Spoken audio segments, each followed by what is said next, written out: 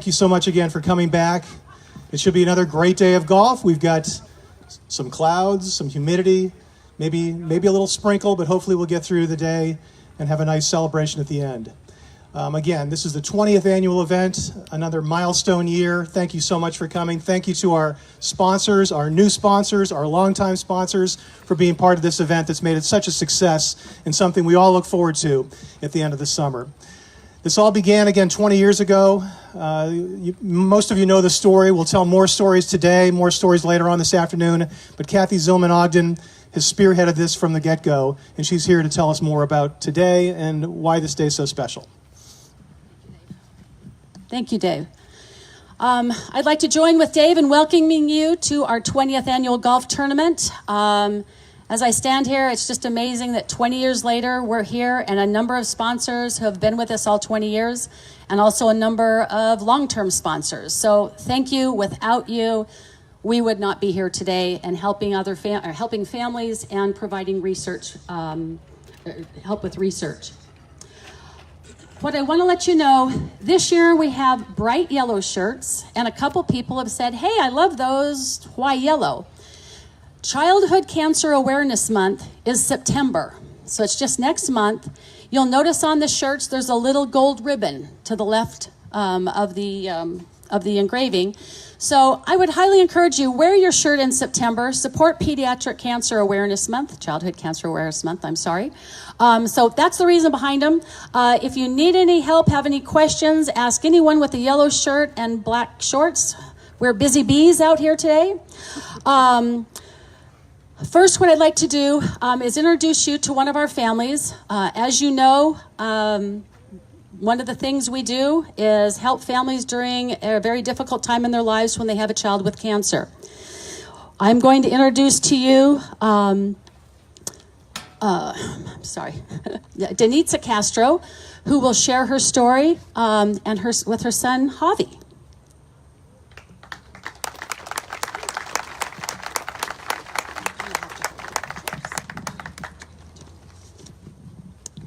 Good morning. My name is Denitza Castro, most commonly known as Javi's mom or Javi's bone marrow donor. If you know Javi, then you know his passion for sports, both playing and watching. He's a huge fan of Cienega High School's football team, U of A basketball, the Golden State Warriors, and of course the Pittsburgh Steelers. Last year, Javi decided to let his hair grow out to donate. That's the first thing that caught your eye, his long black hair. Unfortunately, in December, he learned that he needed to start taking a special medicine that would make his own hair fall out. 11 days before his 9th birthday, we checked into the 6th floor, the oncology unit of the hospital where we would spend the next 5 months of our lives in an attempt to beat cancer. Javi was diagnosed with acute undifferentiated leukemia on December 21st, 2017, 4 days before Christmas.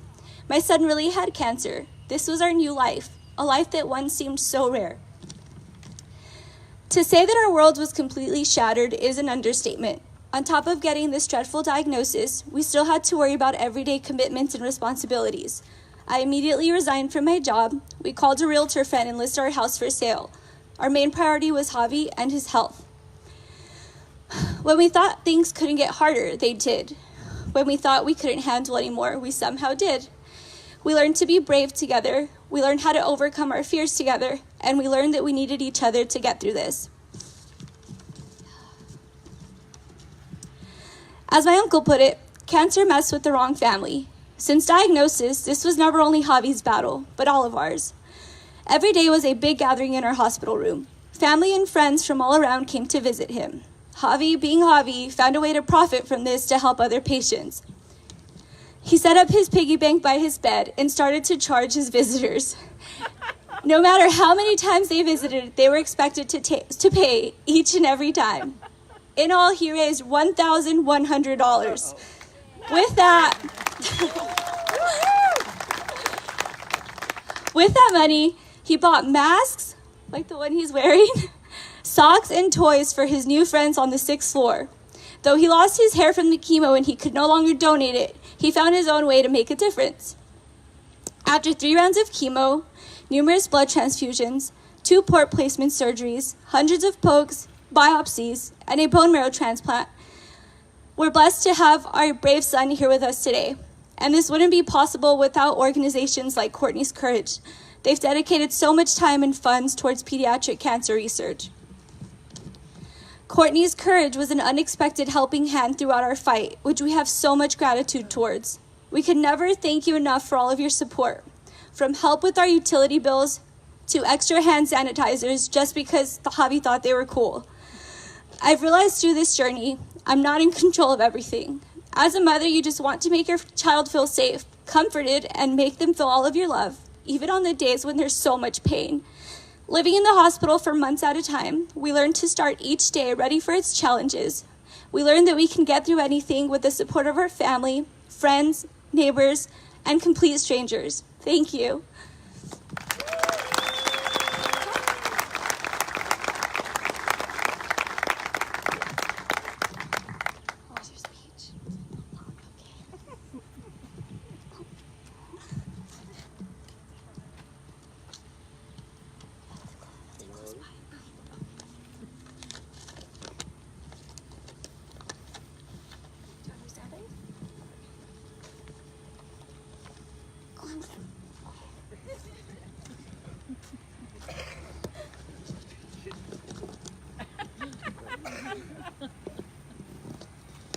Hi, my name is Javi.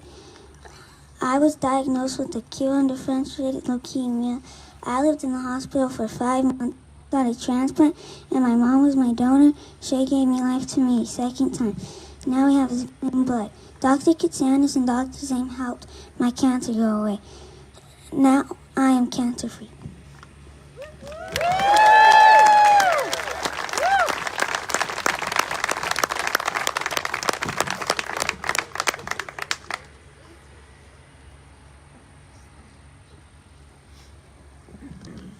Thank you. Thank you very much. Next, I would like to introduce to you our 8th Courtney Page Zillman Doctoral Fellow, Megan Molina.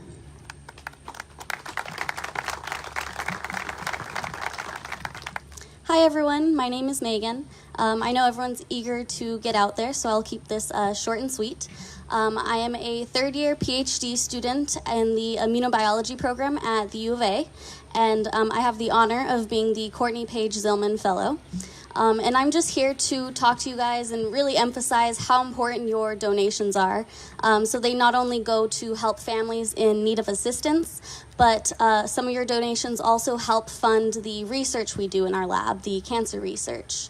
And unfortunately, Dr. Kitsanis could not be here today to talk to you all, but he would tell you we are working hard every single day to discover new ways to make bone marrow transplants more effective. They're very good for treating cancer and fighting cancer, but they come with very serious, very painful side effects, often fatal. And our lab is really focused on trying to improve those cancer treatments and find better chemotherapies to help patients like Javi feel better and be cured of cancer. So our lab is making some great strides, and we're working really hard, and none of it would be possible without all of your guys' really generous donations. So from everyone in the Kitsanis lab, which there's a few of us here today, we'd like to thank all of you for your donations and your continued support of Courtney's Courage. So thank you all. Thank you, Megan. This was a tradition that we started on the very first tournament 20 years ago, the balloon release. As you can see, 2 colors. The white balloons are in memory of those we have lost to cancer. The purple balloons are in honor of those who are continuing to battle cancer. So let's go ahead and release the balloons. And again, think about why we're here today.